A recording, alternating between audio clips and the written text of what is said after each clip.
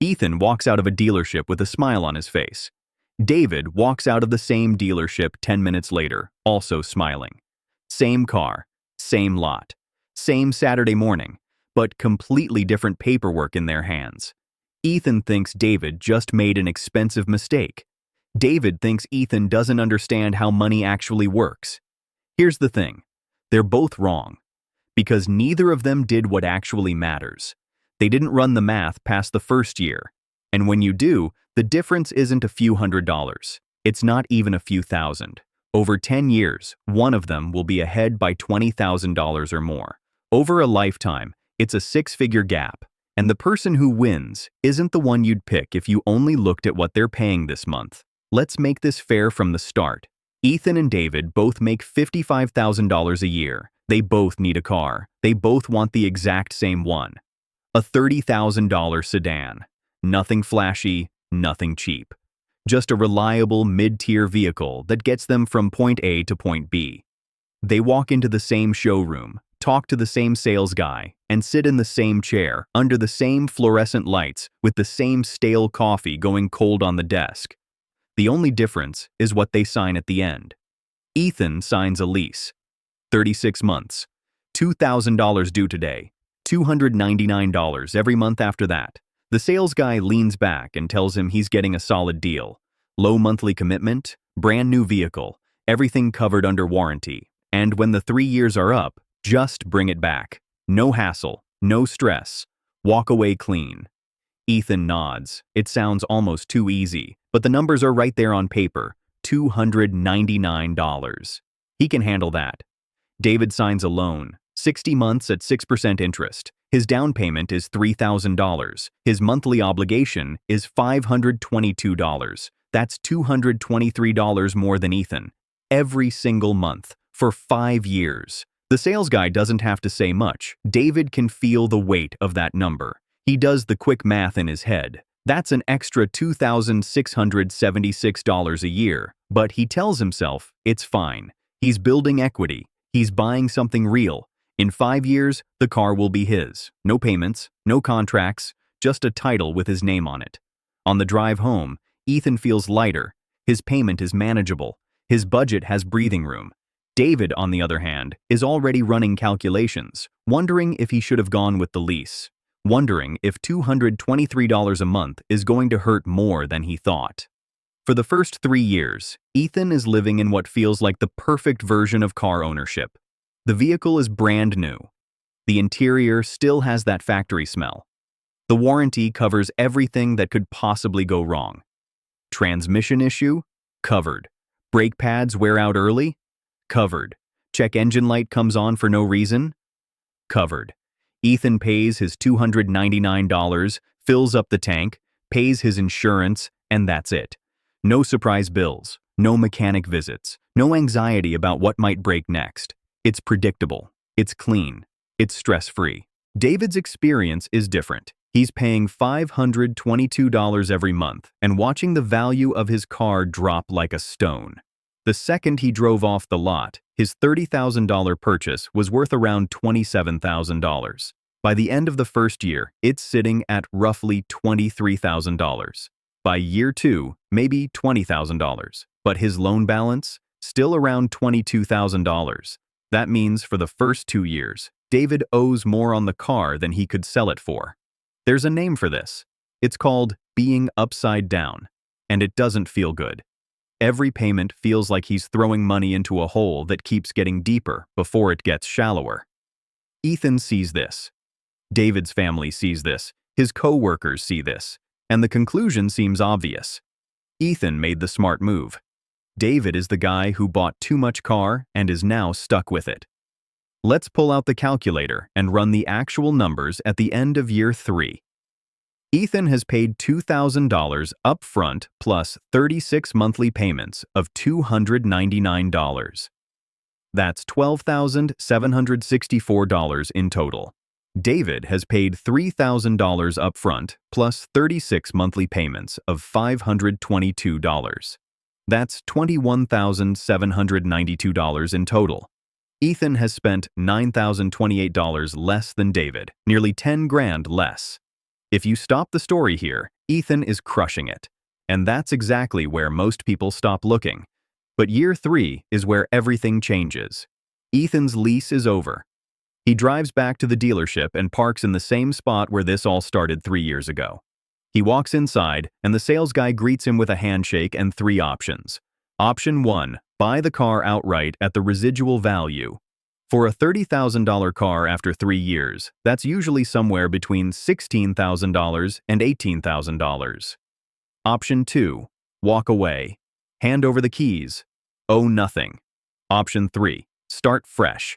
Sign a new lease. New car, new contract, new 3-year clock, new $299 payment. Ethan does what most people do. He leases again. Why wouldn't he? It worked perfectly the first time.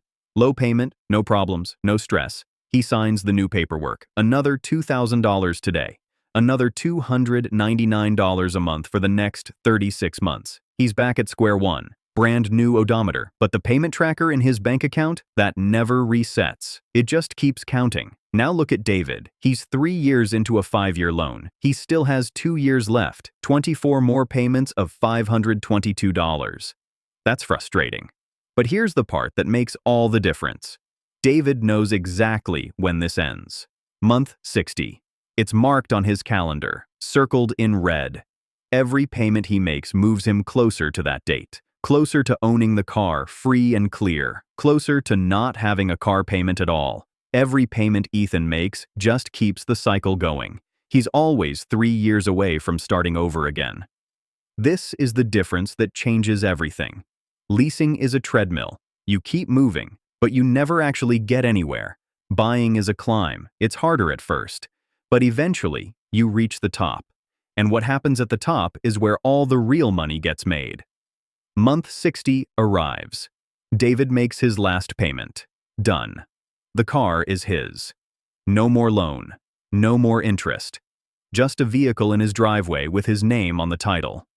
From this moment on, David's only car expenses are insurance, gas, and maintenance.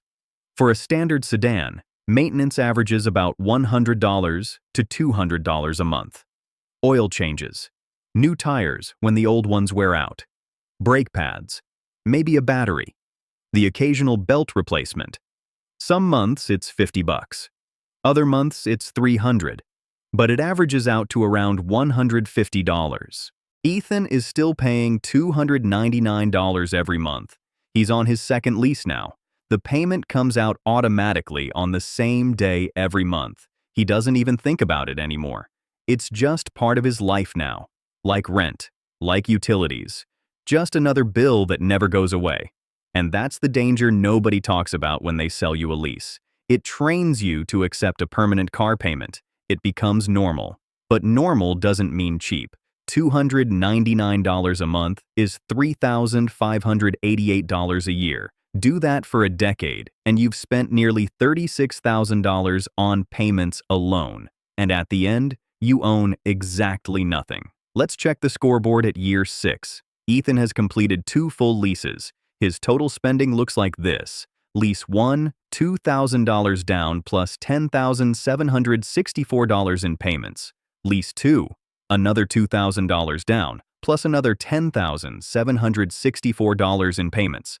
That's $25,528. He has no car, no asset, no trade-in value. Just a glove box full of old registration slips and a leased vehicle that belongs to someone else. David has spent $3,000 down plus $31,320 in loan payments over 5 years. That's $34,320 on the loan. Then add roughly $1,800 in maintenance costs during year 6 after the warranty ran out. Call it $36,120 total. But David now owns a car worth approximately $11,000 to $13,000. If you subtract that asset from his total spending, his real cost is around $23,000 to $25,000. Ethan spent $25,528 and has nothing to show for it. David spent effectively $24,000 and has a paid-off car sitting in his garage. The reversal happened quietly. No dramatic moment, no announcement, just slow, steady math doing its work in the background. And from here forward, every month that goes by makes David's position stronger and Ethan's weaker. Because David's biggest expenses are behind him. Ethan's never stop. Now let me tell you about the costs nobody mentions when they slide that $299 payment across the table. The number looks clean.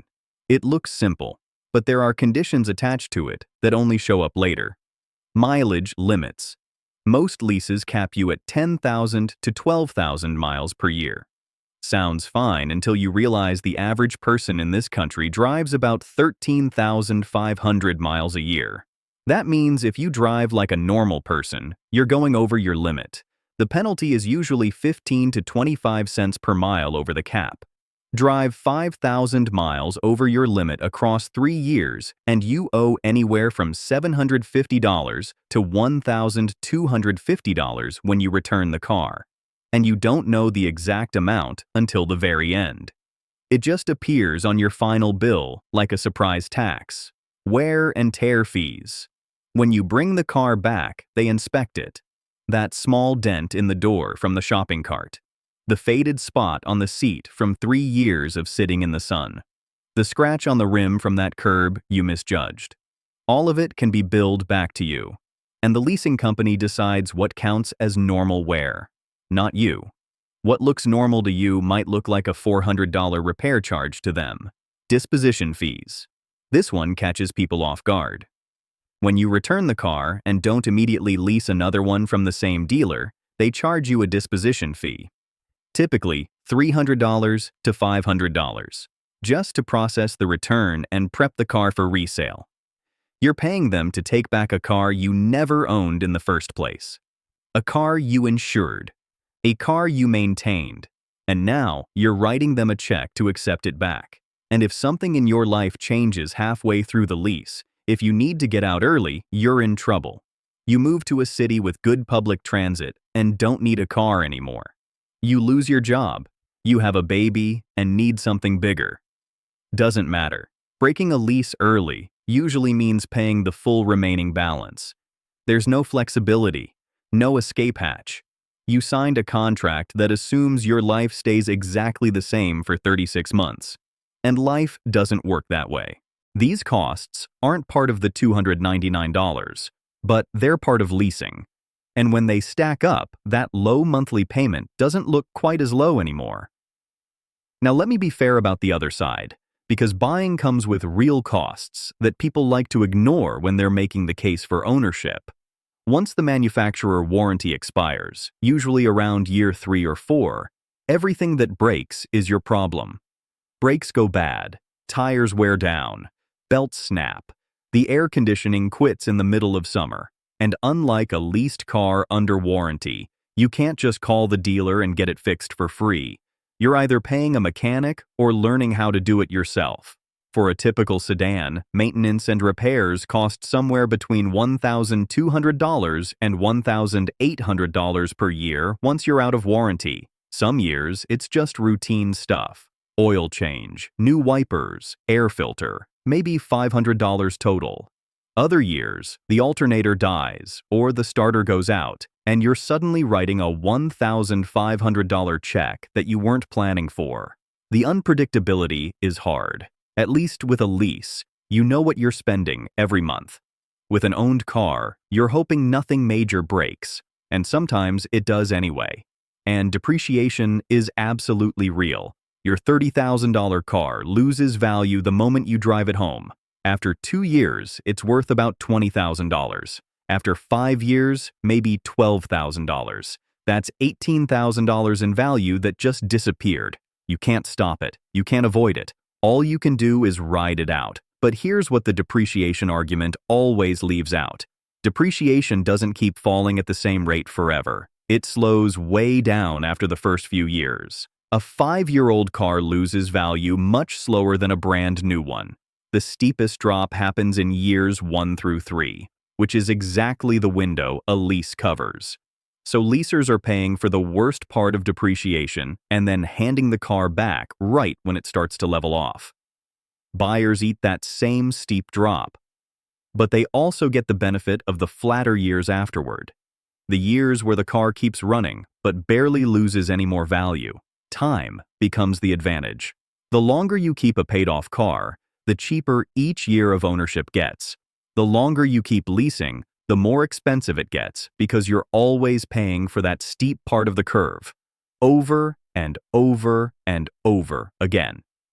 Here's what it all looks like over 10 years. Ethan has leased 3, maybe 4 cars by now. Each cycle costs him roughly $12,000 to $13,000 in payments and upfront fees. Add in mileage penalties, wear and tear charges, and disposition fees across multiple leases, and his total 10-year spend is somewhere between $45,000 and $52,000. At the end of year 10, Ethan has a car, but it's not his. It's never been his, and it never will be. He's renting transportation on a rolling contract with no end date. David paid $34,320 for his loan.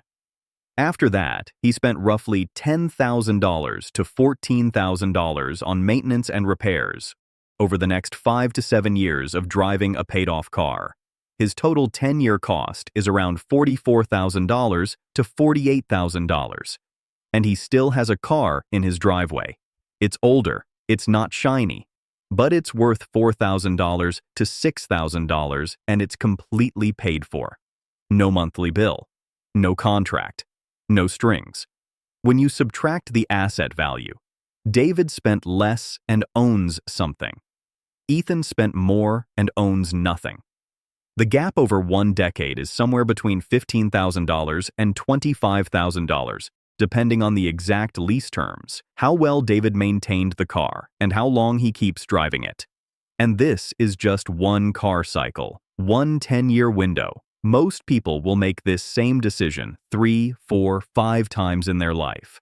Multiply that gap across 5 car decisions, and you're looking at a difference of over $100,000 in lifetime wealth. Not because of a higher salary, not because of better investments, just from one repeated choice about how you pay for transportation. Now, I'm not going to sit here and tell you leasing never makes sense. That would be dishonest. There are specific situations where leasing actually is the smarter financial move. If you're self-employed or you run a business and the car is used for work, lease payments can often be deducted as a business expense.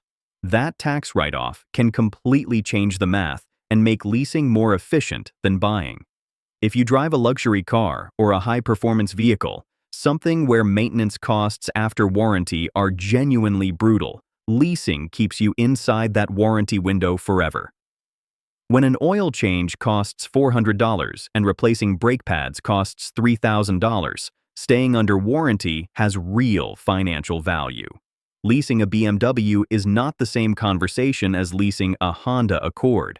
And if you're the kind of person who takes that $223 per month, you're saving by leasing instead of buying, and you actually invest it every single month into an index fund earning 8% to 10% annually, and you stick with that for years without touching it, you could theoretically close the gap or even come out ahead.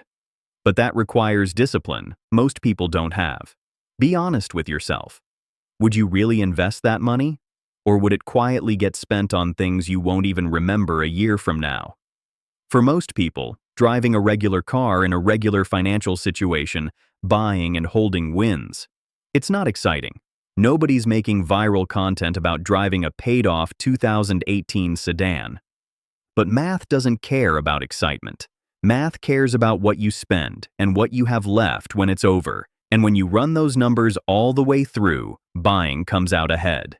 Ethan and David both walked into that dealership thinking they understood what they were doing. Ethan thought he was being smart by keeping his payment low. David thought he was being responsible by building ownership.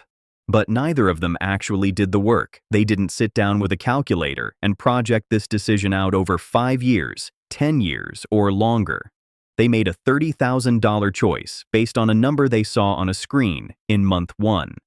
Here's what the numbers actually say. In the short term, leasing feels cheaper. In the middle, the gap starts closing. In the long term, buying wins, and it doesn't win by a little, it wins by enough to matter. Enough to change the trajectory of your finances if you make this decision multiple times in your life. The real mistake isn't picking leasing, and it's not picking buying. The real mistake is deciding based on the monthly payment without ever asking the question that actually matters. What does this cost me in total? Not this month, not this year. But over the entire time, I'm going to be paying for it, because the monthly payment is the number they show you. The total cost is the number that shapes your financial future. And those two numbers are never, ever the same. The next time someone puts a payment in front of you that looks too good to be true, stop. Pull out your phone, open the calculator, and ask yourself one simple question. When this is all over, what did I actually spend, and what do I actually have? That's the only number that matters. Everything else is just marketing.